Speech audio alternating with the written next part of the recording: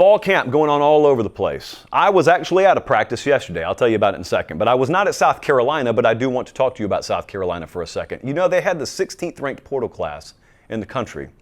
Did they hit on them? That's what everyone's wondering about their portal kids everywhere, South Carolina included. Did we hit on them? Because we kind of need to hit on them. The running back room looks a lot different, feels a lot different than it did last year. They went and got Rocket Sanders from Arkansas.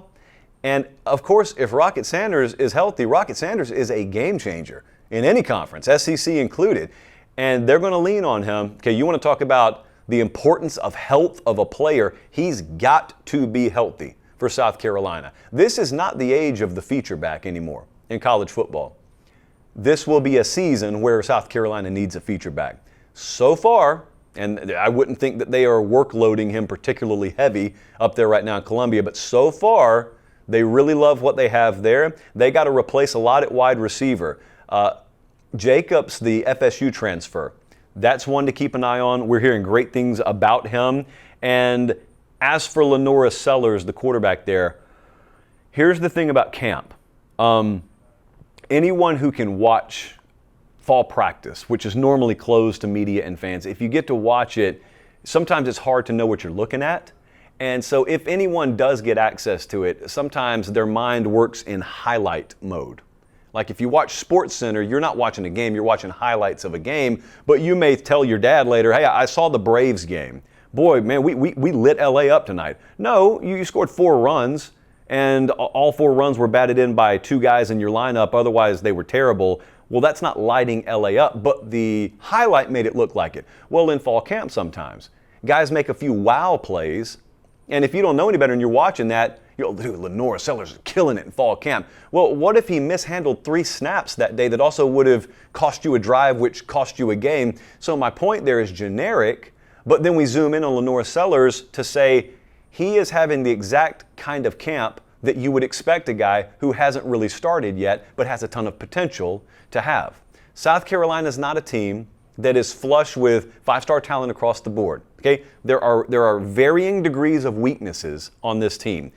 If you've got a quarterback that can overcome some of those, that's wonderful. You do not blindly rely on a guy who has never started in this league to be that right out of the gate. But what you hope is his performance level scales over the course of a season. So you're going to see flashes in practice. You're going to see lowlights if you watch practice. You just hope the latter become fewer and the former become more. And that's Lenora Sellers in a nutshell right now in fall camp at South Carolina. Hale McGranahan, by the way, over at the Big Spur, really appreciate him passing along a lot of information for us there. At Penn State, question's been wide receiver for a few years, frankly. Question's been wide receiver up there.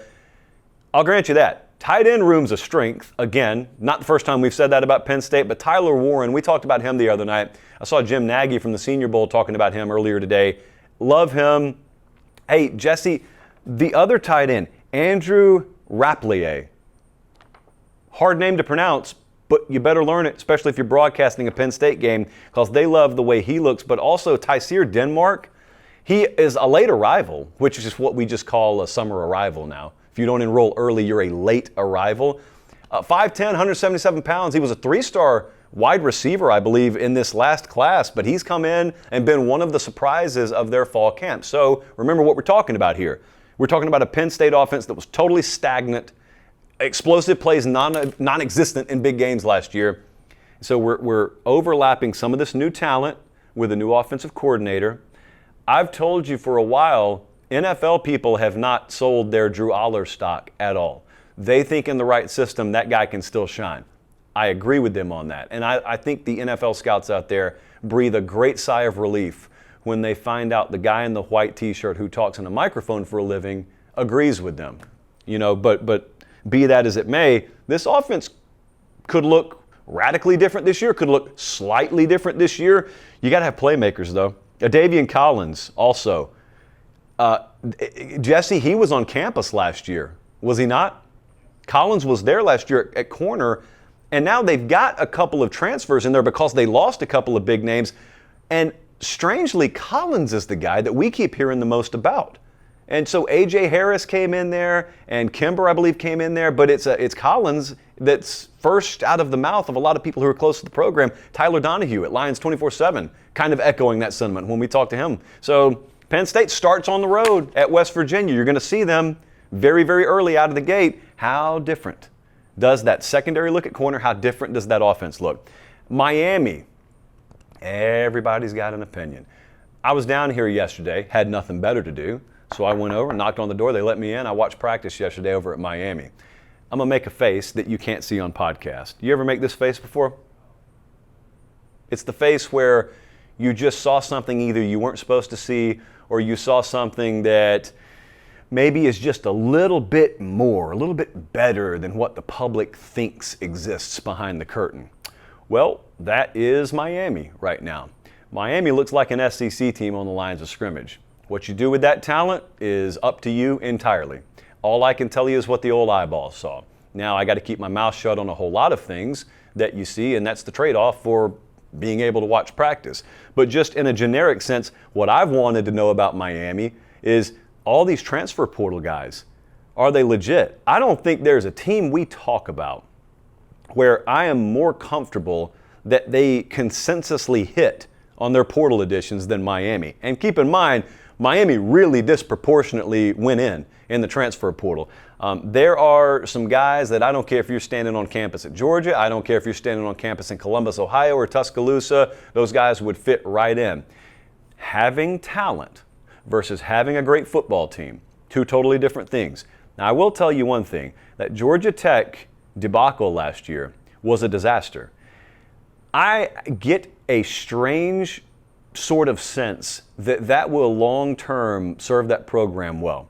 Because, when you have those kinds of things happen, they can either bury you or you can be embarrassed and learn from them. And I think a lot of the latter has happened around Miami. I don't exactly know how to put that into words, but I'm just telling you, I'm around there a fair amount. And you can tell a lot of lessons have been learned there. A lot of lessons. Some of them you guys talk about publicly. Some of them are a lot more nuanced and intricate.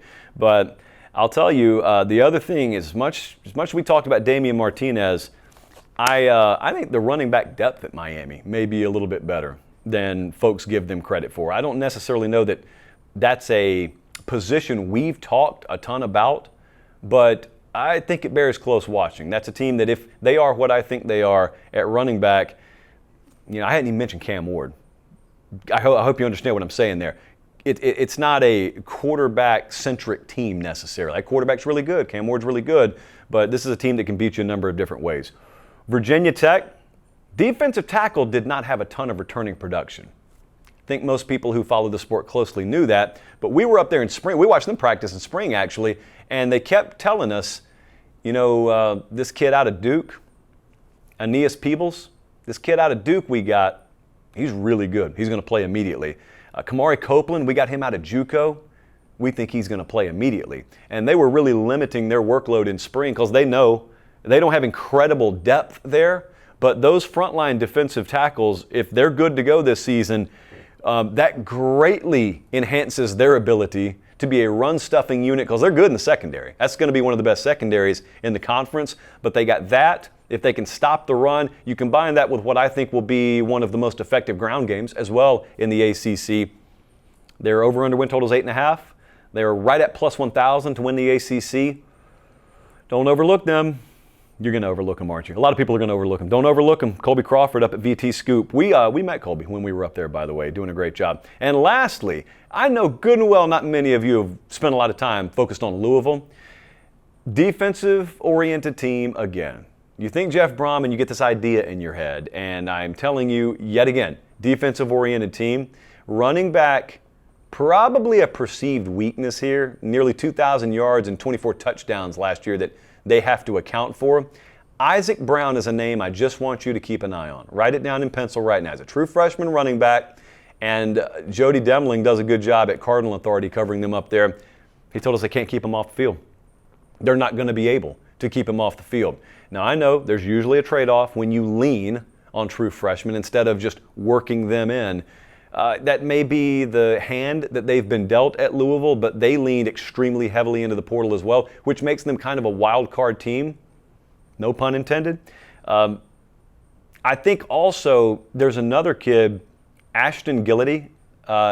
Pronunciation is probably wrong there, but he was kind of a breakout player for them last year. I don't think he ever achieved household name status. 6'3", 275, defensive lineman last year. He was first team All-ACC.